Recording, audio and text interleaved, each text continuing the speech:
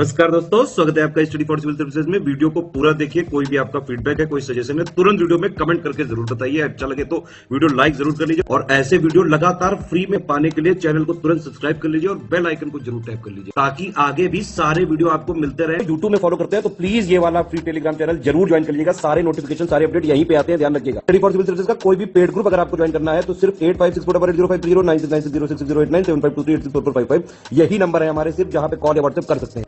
Instagram पे हमारा page जरूर फॉलो कर लीजिएगा, स्टडी फॉर सिविल .सर्विसेज है। ट्विटर पे हमको जरूर फॉलो कर लीजिएगा, @स्टडी फॉर सिविल्स है।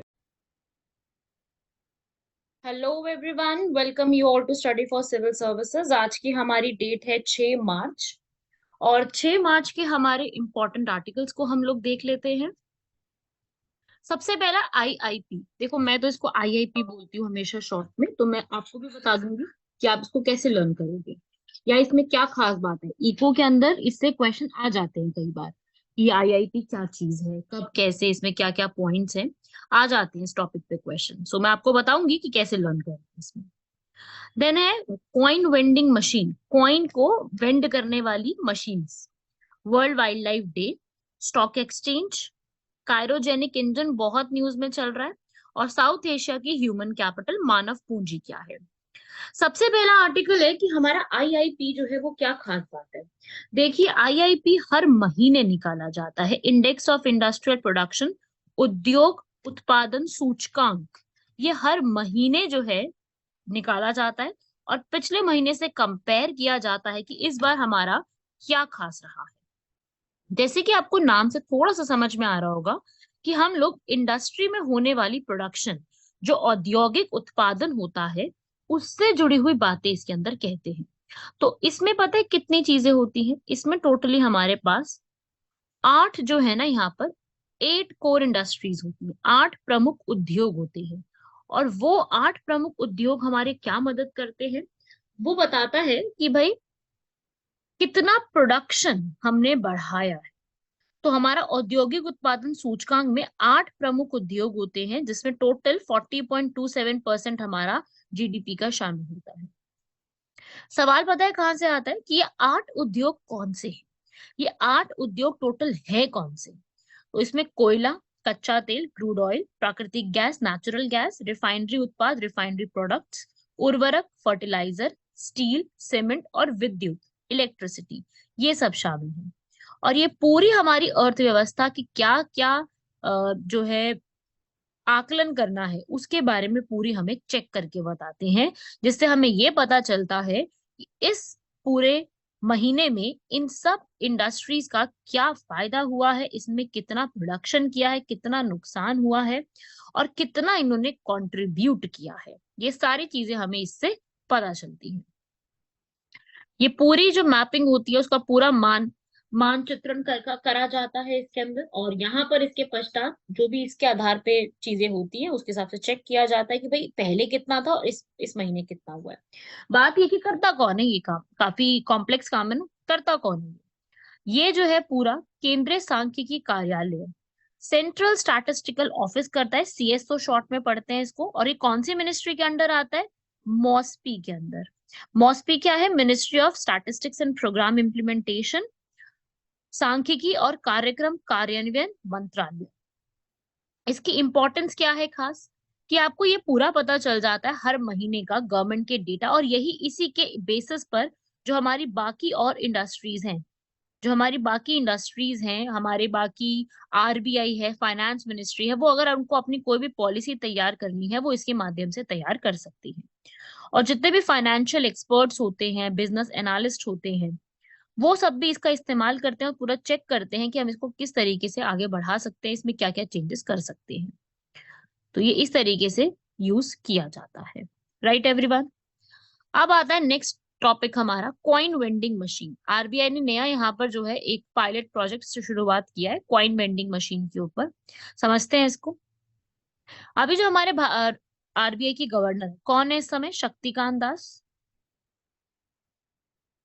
उन्होंने ये बोला है कि जितने भी हमारे बैंक है उनकी हेल्प से आरबीआई जो है क्यूआर कोड आधारित करेगा, और उस क्यूआर कोड में कॉइन वेंडिंग मशीन की कार्यालय का आकलन यहाँ पे किया जाएगा। कॉइन वेंडिंग के माध्यम से जितने भी बैंक नोट हैं उनकी भौतिक निविदा बजाय यूनिफाइड भुगतान इंटरफेस का उपयोग किया जाएगा और उसी हिसाब से सिक्कों का वितरण किया जाता है।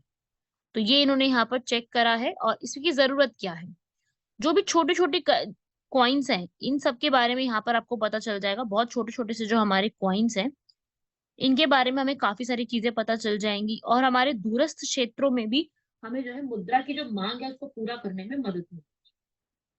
प्लस साथ ही साथ कम मात्रा वाले लेन देन जो है उससे आसान भी हो जाएगा। सिक्कों की आपूर्ति तो बहुत अधिक है, लेकिन इसका जो एकदम एक तरीके से वितरण है वो डिसबर्समेंट ठीक नहीं है। तो वेंडिंग मशीन के माध्यम से हम ये सारे सिक्कों की जो ये आपूर्ति हो रही है उसको यहाँ पर कंप्लीट करने वाले हैं। तो ये इसी का एक ऑब्जेक्टिव होगा। और कॉइन्स की अगर मैं बात करूं तो आज के समय में कॉइन्स की बात करूं 30 दिसंबर 2022 तक 28,857 करोड़ के कॉइन्स चल रही हैं। जबकि जो रुपए हैं वो आप देख सकते हो कितना बड़ा अमाउंट है। 50 पैसे तक के कॉइन्स को क्या कहते हैं, छोटे कॉइन्स, और जबकि 1 रुपए और उसके अबव कॉइन्स को कहते हैं रुपए कॉइन्स। ठीक है, तो रुपए कॉइन्स का ज्यादा ऑब्जेक्टिव है। 50 और ये सब तो अब काफी ज्यादा कम इस्तेमाल किए जाते हैं।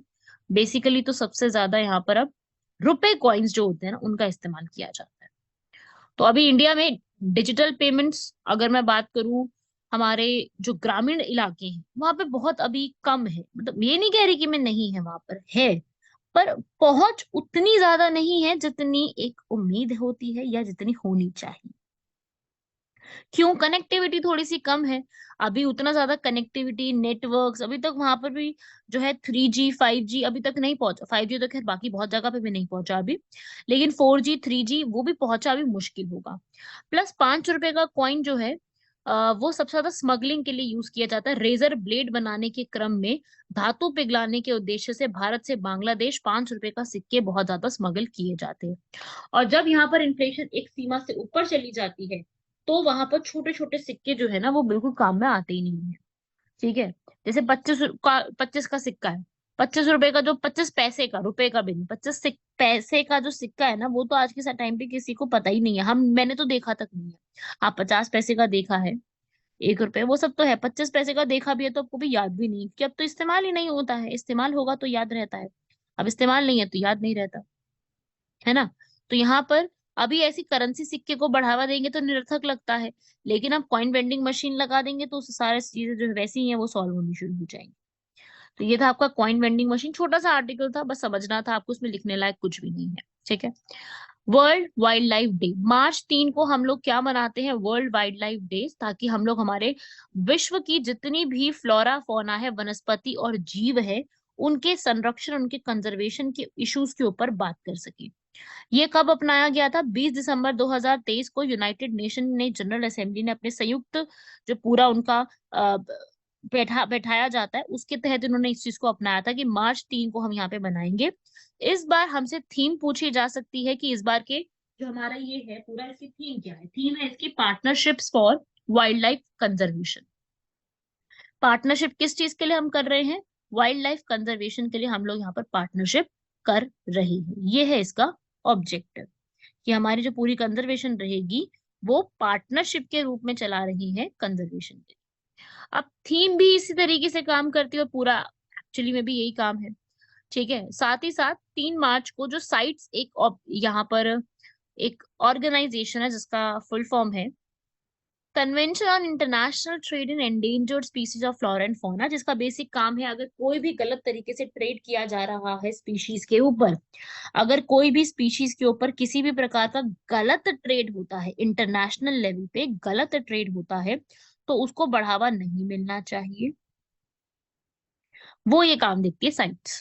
फुल फॉर्म इसकी आप हिंदी में भी देख लो, वन्य जीवों और वनस्पतियों की संकट पत्र प्रजातियों के व्यापार पर अंतर्राष्ट्रीय समझौता 1973 3 मार्च में बनाया गया था, तो उसी के तहत ये चल रहा है। इसका इंपॉर्टेंस यही है, क्लाइमेट चेंज और हमारे इस फैक्टर्स के लिए इंपॉर्टेंट है। IUCN के हिसाब से भी 8,400 ऐसी स्पीशीज हैं जो कि आज के समय में गंभीर रूप से संकटग्रस्त है, और 30,000 से अधिक ऐसी प्रजातियां हैं जिनको संकटग्रस्त या असुरक्षित समझा जाता है। ठीक है, तो ऐसे 10 लाख से अधिक प्रजातियों के विलुप्त होने का खतरा भी देखने को मिलता है। तो ये सारी चीजें जो है वो इम्पोर्टेंट है, इसका महत्व जो है वो ये याद रखिएगा। और एंडेंजर्ड स्पीशीज, जो लुप्त प्राय प्रजाति है, उनको हम क्या कह सकते हैं? उन्हें हम ये कह सकते हैं कि भाई जो आगे आने वाले समय में हमारे, जो भी हमारा अभी फ्यूचर है उसके समय में वो लुप्त हो जाएंगी। और अगर कोई भी प्रजाति विलुप्त हो जाती है तो उसका सभी आनुवांशिक विरासत भी खो जाती है। तो वही है, इसको हम कोशिश करते हैं कि ना ऐसी चीजें आए। इसको कंजर्व करने के लिए जो आईयूसीएन है वो अपनी एक रेड लिस्ट भी निकालती है थ्रेटेंड स्पीशीज की, जिसमें वो ये बताती है कि सो रेड लिस्ट जो है वो इसी पर्पस के लिए निकाली जाती है, जो ये बताती है कि कोई भी एक स्पीशीज जो है वो किस हालत में यहाँ पर एक्सटिंक्ट हो रही है, उसका विलुप्त होने के खतरा क्या है, गंभीरता क्या है, उसके कारण क्या है, वो सब यहाँ पे बताती है। रेड लिस्ट के अलग अलग 7 पैमाने होते हैं। 7 पैमानों पे जैसे मैं आपको एग्जांपल दे दूं, सबसे पहले लीस्ट कंसर्न, इस पे हमें ध्यान देने की जरूरत नहीं है। ठीक है, वो प्रजाति की काफी सारी प्रजातियां हैं और वो अपना तरीके से काम कर सकती है, या फिर अभी उसके खो जाने की कोई ऐसे चांस नहीं है, तो वो हो गया लीस्ट कंसर्न में आ जाएगी हमारी, है ना। Near threatened, vulnerable, endangered, critically endangered, extinct and wild, extinct in the wild and extinct. तो ये सातों स्पीशीज यहाँ पे काम करती हैं अलग अलग लेवल्स पे, जिससे हमें ये समझ में आता है कि किसका कितना यहाँ पे रोल है। बढ़ते हमारे फोर्थ आर्टिकल की तरफ, सोशल स्टॉक एक्सचेंज। यहाँ पर सेबी जो है, यहाँ पर ये बात कही गई है कि सोशल स्टॉक एक्सचेंज के माध्यम से सामाजिक कल्याण और पूंजी बाजार का संयोजन किया जा रहा है। बेसिकली जो हमारा नेशनल स्टॉक एक्सचेंज है सबसे बड़ा, उसने ये बोला है कि उनको सेबी से यहाँ पर पूरा एक अप्रूवल मिल गया ताकि वो अलग से सोशल स्टॉक एक्सचेंज के नाम से भी एक चीज चला सके। हमारे फाइनेंस मिनिस्टर निर्मला सीतारमन ने भी इसको क्रिएट करने की 2019 में बात कही थी, पर क्रिएट हुआ नहीं था, पर बात कही गई थी इसके लिए। तो सोशल स्टॉक एक्सचेंज भारत में काफी नई अवधारणा है, जिसके तहत क्या होगा कि सोशल एक्सचेंज का उद्देश्य निजी और गैर लाभकारी क्षेत्रों तक लाभ पहुंचाना है। डायरेक्टली जो है वो प्राइवेट और नॉन प्रॉफिट सेक्टर्स तक भी पहुंचने की कोशिश की जाएगी। एक अलग तरीके से काम करेगा, जिसमें पब्लिक से पैसा यहाँ पर इकट्ठा किया जाएगा। अलग खंड है जिसका माध्यम सामाजिक उद्यमों को अपने तंत्र के माध्यम से धन जुटाने में हेल्प करे। ठीक है, सोशल इनिशिएटिव्स करेंगे, जिसे हम कहते हैं ना, एक वर्ड आपने सुना होगा, आपके पास भी आते होंगी ये चीजें, फंड रेजिंग प्रोग्राम। तो ऐसे ही फंड रेज करने के प्रोग्राम यहाँ पे स्टार्ट किए जाएंगे और पारदर्शिता को बढ़ाने की मदद, मतलब कोशिश जो है वो की जाएगी। तो यहाँ पर जितने भी जो भी रिटेलर्स वगैरह होंगे या फिर ऐसे इंस्टीट्यूट जहाँ पे बहुत ज्यादा इन्वेस्टमेंट नहीं की जाती है, वहां तक भी पहुंचने की कोशिश की जाएगी।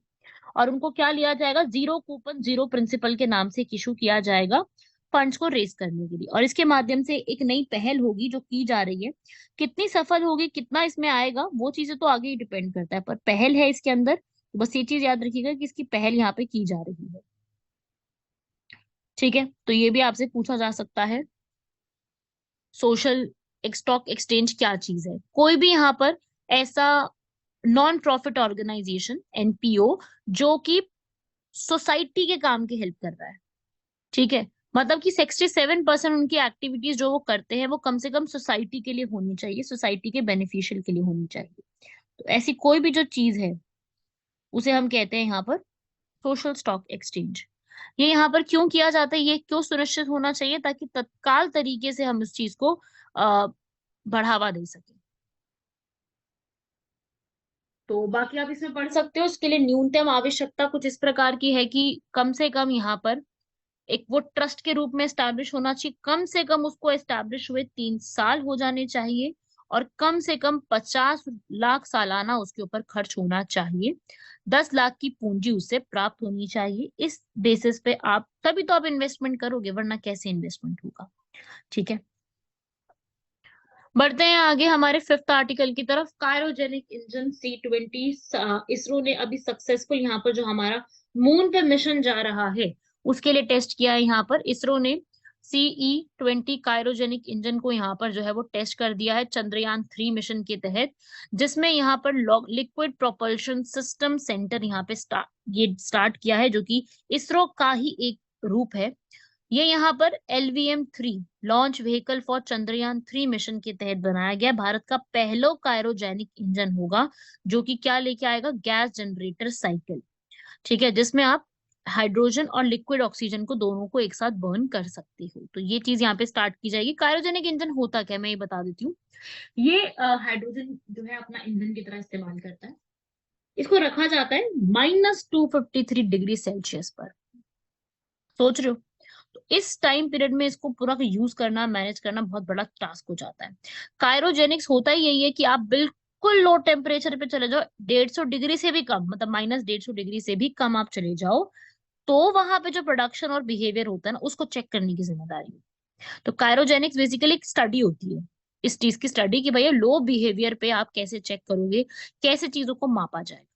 तो कायरोजेनिक इंजन जो है वो हर 1 किलोग्राम के साथ और ज्यादा फोर्स देता है। पानी जो है उसका एक उप उत्पाद, बाय प्रोडक्ट के रूप में रिलीज भी होता है। और साथ ही साथ सबसे बड़ी बात इसके अंदर ये है कि इसमें कोई पॉल्यूशन क्रिएट नहीं होता है। सबसे खास बात और सबसे बड़ी बात इसको इस्तेमाल करने की यही है कि ये पॉल्यूशन फ्री है। ये हमारे जो आप कह लीजिए, जो हम कार्बन के बारे में बात कर रहे हैं, कार्बन उत्सर्जन की बात करते हैं, हम इतनी सारी चीजों की उसमें बात करते हैं, ये उसके लिए हमारा काफी हेल्पफुल काम करने वाला है। तो ये है इसकी जिम्मेदारी, ये है इसका काम, इम्पोर्टेंट है, याद रखिएगा। और इसको लॉन्च व्हीकल Mark 3 के तहत यहाँ पे बनाया गया, जिसका पहले नाम था जियो सिंक्रोनस सैटेलाइट लॉन्च व्हीकल। सुना है ना सब लोगों ने ये नाम, GSLV, PSLV, बहुत न्यूज में रहते हैं ये नाम। तो आपको थोड़ा सा तो इसके बारे में जरूर पता होना चाहिए। ठीक है। सो इस तरीके से ये पूरा इनिशिएटिव यहाँ पे स्टार्ट किया गया है, इस तरीके से बनाया गया है इसमें। और ये 3 स्टेज पे जाकर के अपने आप को प्रोपल्ट करेगा। और इसमें डिफरेंट डिफरेंट चीजें लगाई गई हैं। चंद्रयान 3 जो कि भारत का यहाँ पर काफी बड़ा इस तरीके से काम करेगा। सो सरकार की तरफ से, इसरो की तरफ से ये प्रॉपर तरीके से एक्सप्लोर करने का एक मिशन है। और उसी के तहत इसको 2023 में शेड्यूल किया गया कि इसको लॉन्च किया जाएगा। इसमें एक कम्युनिकेशन सैटेलाइट की तरह यहाँ पर ये काम करने वाला है। और इसको भी याद रखिएगा, पूरे इस तरीके के फैक्ट्स जो है हमारे लिए एग्जाम में इंपॉर्टेंट हो जाते हैं। अब चंद्रयान 3 कब आया, कैसे, किसने स्टार्ट किया, उसमें कौन सा जो है यहाँ पे लगाया जा रहा है, वो सब आपसे यहाँ पर पूछा जाएगा। ठीक है भाई, लिख लिया यहाँ तक पूरा। अब हमारा लास्ट आर्टिकल आता है इसके अंदर, साउथ एशिया की ह्यूमन कैपिटल। साउथ एशिया मानव पूंजी को लोचशील बनाए जाने के लिए आवश्यक है हमारे लिए। क्या मतलब है कि ये आवश्यक है हमारे लिए? इसका सीधा मीनिंग ये है कि आप जानते हैं कि जो पूरा साउथ एशिया, अच्छा पहले तो मैं आपको ये बता दूं साउथ एशिया में आता क्या क्या है। साउथ एशिया में आप शुरू कर लीजिए, Afghanistan, Pakistan, India, Iran, sorry Iran Iraq नहीं आएगा, India, Sri Lanka, Bangladesh, Maldives. Myanmar इसमें मत इंक्लूड करिएगा, म्यांमार इसका बिल्कुल भी पार्ट नहीं है। ठीक है, नेपाल और भूटान, ये सारी, ठीक है, इस पूरे में साउथ एशिया की बात करूं मैं, तो इन सब देशों की अगर आप मिला लो, मिक्स कर लो, तो इनकी पॉपुलेशन जो है, आधी से ज्यादा पॉपुलेशन 24 के अंडर आती है, आधी से ज्यादा पॉपुलेशन 24 के अंडर वाली है। और 1 मिलियन यंग पीपल हैं जो कि 2023 तक लेबर फोर्स में एंटर कर जाएंगे। तो अगर मैं क्वांटिटी और क्वालिटी दोनों के प्रारूप में, मात्रा और गुणवत्ता के बारे में बात करूं, तो GDP अगर यहाँ पर हम जी साउथ एशिया का ह्यूमन कैपिटल बढ़ाएं, ह्यूमन को ही रिसोर्स की तरह यूज करेंगे, पॉपुलेशन बहुत ज्यादा है ना इन जगह पर, अगर हम इनको ह्यूमन की तरह, ह्यूमन को ही रिसोर्स की तरह इस्तेमाल करें, तो आगे आने वाले समय में हमारा GDP डबल तक पहुंच सकता है। आगे आने से मेरा मतलब 2030 तक के बाद से। अभी प्रॉब्लम क्या है यहाँ पर कि जितने भी यहाँ पर बच्चे पैदा होते हैं वो नाटे बच्चे होते हैं, स्टंटेड होते हैं, उनका या तो वेट और हाइट मैच नहीं करता है, या उनका बॉडी स्ट्रक्चर, BMI सही नहीं होता है। ठीक है। और आज के टाइम पे 18 साल का जो बच्चा हो चुका होता है, वो इससे पूर्ण उत्पादक क्षमता का केवल 48% ही प्राप्त हो सकता है, ऐसा माना गया है। और सरकार की बात करूं तो अपने GDP का 1% और 2.5% शिक्षा पर सिर्फ खर्च करती है। जबकि पूरे वर्ल्ड की बात करें तो वो अपने GDP का 5.9 और 3.7% शिक्षा और उनके स्वास्थ्य पे खर्च करती है, जिसका मतलब ये है कि बहुत ज्यादा यहाँ पर आज की टाइम पे गवर्नमेंट का फोकस उतना नहीं है, जिसके लिए और ज्यादा कदम उठाने की जरूरत है। ऐसे प्रोग्राम्स बनाने की जरूरत है। जैसे कि बांग्लादेश में यहाँ पर स्टार्ट किया गया कि भाई जो बच्चे बिल्कुल प्री स्कूल में जाते हैं ना, छोटे छोटे बच्चे जो होते हैं, वहां पर भी 2 आवर के सेशन ऐसे लगाए जाएंगे जिसमें उनका क्या इंप्रूव किया जाएगा, न्यूमरेसी, न्यूमरेसी हो गया, सोशल डेवलपमेंट हो गया, ये सब इंप्रूव किया जाएगा। तमिलनाडु में भी स्कूल के 6 महीने के अतिरिक्त उनको 18 महीने तक स्कूल बंद रहने के चलते खो चुकी जो भी उनकी 2/3 शिक्षा पूरी करने का उनका मदद मिलेगा। नेपाल में भी शिक्षकों ने एक फोन शिक्षण सत्र कार्यक्रम की शुरुआत की थी जिससे छात्रों की मूलभूत संख्या को 30% तक बढ़ाने में मदद भी मिली थी। तो टेक्नोलॉजी इतनी जब बढ़िया है तो क्यों ना उस टेक्नोलॉजी का इस्तेमाल हेल्थ केयर और लर्निंग के ऊपर ध्यान दिया जाए और एजुकेशन को बढ़ावा दिया जाए। कोलैबोरेशन बढ़ाएं डिफरेंट डिफरेंट सेक्टर्स के साथ, बिल्कुल बढ़ाना चाहिए। टेक्नोलॉजी को है, आपका पास डेटा है कितने सब चीजों का, तो अगर आप इसी के तहत इसको बढ़ाते हो तो डेफिनेटली इसके ऊपर आपका कुछ ना कुछ तो इम्प्रूवमेंट देखने को मिलेगा ही। बढ़ते हैं हमारे आज के क्वेश्चन की तरफ। CSR, corporate social responsibility. हर एक स्टूडेंट जो भी इस लेक्चर को सुन रहा है, इस पूरे क्वेश्चन को पहले तो पढ़ो, खुद से रीड करो। 1 मिनट लो, मैं 1 मिनट तक चुप हूँ, खुद से रीड करो, फिर मैं आपको बताती हूँ कि ये क्या हो।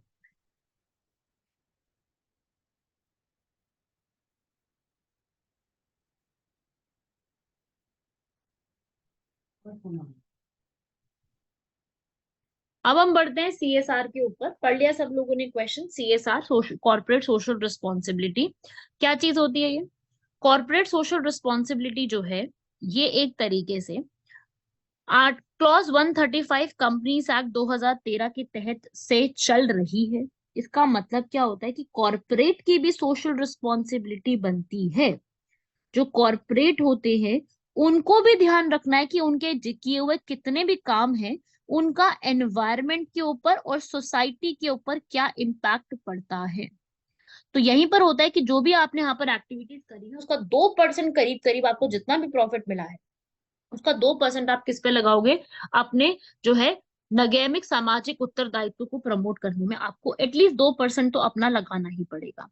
यहाँ पर जिनका भी टर्नओवर, जिन भी कंपनीज का टर्नओवर 1000 करोड़ से ज्यादा या फिर 500 करोड़ का प्रॉफिट उनको होता है या 5 करोड़ से ज्यादा का प्रॉफिट भी होता है, तो उनको यहाँ पर बोला गया है कि आप एटलीस्ट उन कंपनीज जहां पर जो है ज्यादा अमाउंट में क्या लगाए, यहाँ पर पैसा लगा। ठीक है, मैंडेटरी नहीं है, बिल्कुल ऐसा नहीं बोला गया कि करना ही करना है। ये तो सिर्फ ऐसी चीज है कि आप CSR एक्टिविटीज में जो भी चीजें हैं, आप उसका कुछ अमाउंट जो आपका 2% आता है, जो भी आपका नेट प्रॉफिट आता है, वो आपको लगाना चाहिए किसके ऊपर? जो भी आप देख रहे हैं कि किस प्रकार की अ, आपकी भी सोशल रिस्पॉन्सिबिलिटी बनती है सरकार की तरफ, अपने देश की तरफ, अपने समाज की तरफ, तो उसको प्रमोट करने के लिए CSR का कॉन्सेप्ट स्टार्ट किया गया। तो CSR बेसिकली कुछ मैंडेटरी जैसी चीज नहीं है। जो ये चारों पॉइंट्स लिखे हैं ना, आई विल से कि हर एक स्टूडेंट चारों पॉइंट्स को कर ले लर्न, क्योंकि ये चारों पॉइंट्स हमारे लिए बहुत ज्यादा इंपॉर्टेंट रहेंगे। और इनसे सीधा सीधा सवाल आता है कि कॉर्पोरेट सोशल रिस्पॉन्सिबिलिटी क्या होता है, कौन से क्लॉज में, और कब से चलता आ रहा है। कंपनीज एक्ट 2013 मैंडेटरी नहीं है, ये मैं आपको जरूर बोलूंगी, दोबारा से रिपीट करी क्योंकि मैंडेटरी नहीं है, कई स्टूडेंट्स को ऐसा ना लगे कि देना कंपलसरी है 2%, ऐसा कुछ भी नहीं है भारत में। ठीक है, तो ये चीज है, आप याद रखिएगा। इससे सवाल बन सकते हैं आपके एग्जाम में, सीधा सीधा क्वेश्चन आ सकता है। और CSR होता क्या है उससे सवाल आएगा। बेसिकली सवाल यही बनेगा कि ये होता क्या है, कब से कब तक आप दे सकते हैं, क्या इसके प्रोविजंस होते हैं, ऐसा सवाल आता है। ठीक है, ये देखिए आप। अच्छा, एक करेक्शन कर लीजिए, मैंने पढ़ने में गलती कर दी, ये मैंडेटरी है भारत के अंदर। ठीक है, ये आपको देना 2% मैंडेटरी है। इंडिया, भारत जो है पहला ऐसा कंट्री बना है जिसने इस चीज को मैंडेटरी करा है, कंपलसरी करा है। ठीक है, यहाँ पर आप पढ़िए इसको, सिंसियरिटी, मार्केट रिस्पॉन्सिबिलिटी, एथिक्स, इन सबको प्रमोट करने के लिए CSR को यहाँ पर जो है कंपलसरी भारत की सरकार द्वारा किया गया था। क्लियर है यहाँ तक? ये था आपका पूरा ये आर्टिकल, इसको पढ़ लीजिएगा। नेक्स्ट आता है हमारा ट्रेजरी बिल। ये जो है एक शॉर्ट टर्म जो है यहाँ पर भारतीय रिजर्व बैंक द्वारा निकाले जाते हैं और बहुत ही अल्प टाइम पीरियड के लिए होता है, ऋण देने के लिए ट्रेजरी बिल्स कहते हैं। 3 टेनोर्स में, 3 अवधियों में इसको लॉन्च किया जाता है। एक तो 91 डेज, 182 डेज, 364 डेज। तो ये ट्रेजरी बिल का एक छोटा सा कॉन्सेप्ट है, इसको भी याद रखिएगा। ठीक है, अब ट्रेजरी बिल्स जो है UPSC सवाल करती है इस पे, T बिल्स कहते हैं इसको। और ये बात खास ये होती है कि भाई जो भी अगर छोटे मोटे टाइम पीरियड में कुछ भी मार्केट में प्रॉब्लम आ जाती है, मार्केट में कुछ भी यहाँ पर चेंजेस आ जाते हैं, शॉर्टफॉल हो जाता है, तो उसके लिए होता है कैसा नोट जारी किया जाता है कि भाई इस डेट पे इस नोट को प्रॉपर तरीके से जारी किया ही जाए। ठीक है, तो असेंशियल मॉनेटरी टूल है जो कि इस्तेमाल किया जाता है। पहली बार 1917 में इसको दिया गया था। आरबीआई इसको लेकर के आती है। ठीक है, आरबीआई अलग अलग दिन का लाती है, 14 दिन का भी लाती है, 91 दिन का भी लाती है, 182 का भी लाती है और 364 का भी लाती है। ठीक है, तो टी बिल्स यहाँ पर इंक्लूड किए जाते हैं। और सवाल इससे जो बनेगा ना, एकदम मुझे जो लगता है एग्जाम में बनेगा, वो यही दो स्टेटमेंट्स आ सकती हैं, या फिर ये पूछा जा सकता है कि भाई इसका इस्तेमाल क्या होता है, कि किस तरीके से इस्तेमाल किए जाते हैं, या फिर इसका यूज क्या है। जैसे यहाँ पर यूज नहीं बताया ना मैंने, मैं आपको बता देती हूँ, अगर कभी भी लिक्विडिटी शॉर्टफॉल है, उसके लिए यहाँ पर इसको इस्तेमाल किया जाता है। ठीक है, अब जैसे बहुत सारे ऐसे बिडर्स हैं जो कि सरकार के साथ अपना पैसा रखते हैं, जैसे कि ई कुबेर के साथ है, कितने सारी चीजों के साथ, तो वो यहाँ पर जो है अपना पैसा यहाँ पर आगे जाके नीलाम करना, बिडिंग करना, उसकी वो सब चीजें कर सकते हैं। तो यही है इस पूरे का ऑब्जेक्टिव, इस पूरे को लिख लो, अपने नोट्स में ऐड कर लो इसको। तो आज आप लोगों ने 6 आर्टिकल्स पूरे कंप्लीट करे हैं, और ये 6 आर्टिकल्स आप लोगों के लिए काफी इंपॉर्टेंट है। ठीक है, यहाँ पर आप देख सकते हो इसको ऑक्शन की तरह इस्तेमाल किया जा सकता है, ट्रेजरी बिल्स को। इन्वेस्टर उस बिल को लेगा, गवर्नमेंट उसको इस्तेमाल करेगी, और उसको जो है वैल्यू जो है फिर आगे चल के मिल जाया करेगी। तो आपके एग्जाम में टी बिल्स हो गए, T+1 साइकिल, ये मैंने अपने पिछले लेक्चर्स में बताई हुई है, याद करो क्या होती है, कमेंट बॉक्स में बताओ मुझे, T+1 साइकिल क्या चीज थी, सेटलमेंट साइकिल बताई थी मैंने पिछले लेक्चर्स में। तो ये सारी जितनी भी चीजें हैं, ये सब कुछ जो है एग्जाम के लिए इंपॉर्टेंट है। इको में मैं ये नहीं कहती कि हर एग्जाम में बहुत ज्यादा क्वेश्चंस आते हैं, पर हाँ क्वेश्चंस तो पूछे जाते हैं एग्जाम में, और ज्यादातर क्वेश्चन इन्हीं चीजों से आ जाते हैं। टी बिल्स पूछ लेंगे, T+1 साइकिल पूछ लेंगे। ठीक है, जो बैंकिंग सिस्टम है उस पे बहुत क्वेश्चन आते हैं, CRR पे आ गया, SLR पे आ गया, रेपो रेट पे आ गया, रिवर्स रेपो रेट पे आ गया। ठीक है, बैंक रेट पे आ गया, ओपन मार्केट ऑपरेशन, जो ये टर्म्स यूज होते हैं ना, मॉनेटरी टूल्स, इको में इस पे सवाल ज्यादा आ जाते हैं। तो इस प्रकार से आपको अपना इस पूरे टॉपिक को कंप्लीट करना है। मेरी बात सब लोग अच्छे से समझे, इसको सुने, कि आपने जो अपना कंप्लीशन करना है वो इस प्रकार से अपने टॉपिक्स को कंप्लीट करना है। सारे टॉपिक्स को कंप्लीट करना है, ये सारे ही इंपॉर्टेंट है। प्लस जितना मैं आपको डेली 6 आर्टिकल्स पढ़ाती हूँ, डेली, उनमें से कुछ होते हैं जो कि हमारे डेली इंपॉर्टेंट बन जाते हैं, कुछ हमारे ऐसे होते हैं जो ज्यादा इंपॉर्टेंट नहीं होते।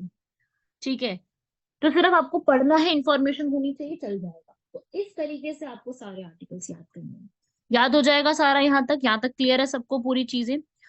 तो मिलते हैं आप लोगों से नेक्स्ट क्लास में, इससे जुड़े हुए आगे की और चीजों को कंप्लीट करने के लिए। धन्यवाद, शुक्रिया, जय हिंद।